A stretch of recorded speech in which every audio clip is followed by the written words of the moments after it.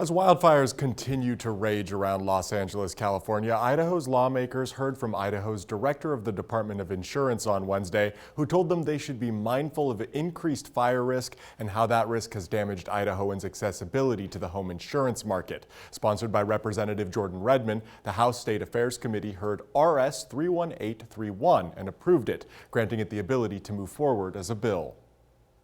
We started seeing the insurance market tightening up. We started seeing carriers withdrawing from California and Colorado and Oregon. And we started seeing remnants of that starting to occur here in Idaho, where some carriers were still here in the state, but they were tightening who they would accept. And then that has played out even worse.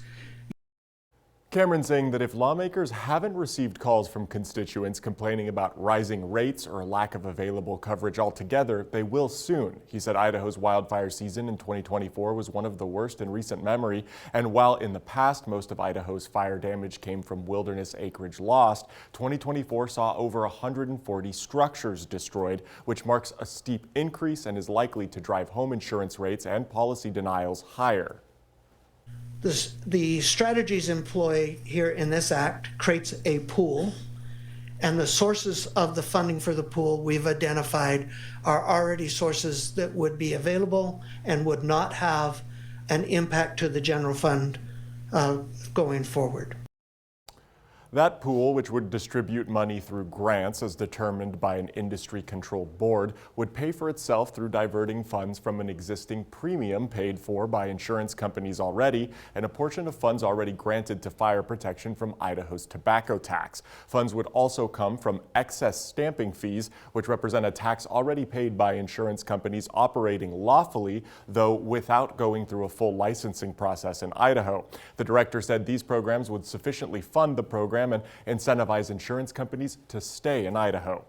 And a quick reminder for these legislative proceedings, an RS like the one that passed today is a routing slip. It's an identifier used by the legislature to label draft legislation. An RS may or may not become a bill and cannot be posted to the internet until it achieves full bill status. Once an RS is brought to and approved by individual committees, it then begins the process through the legislature as an official bill and will be redesignated as such. If the committee does not agree to an RS or doesn't take action, the RS dies in committee. In effect, an RS is a rough draft representing ideas to be refined in committee to perhaps someday reach full bill status.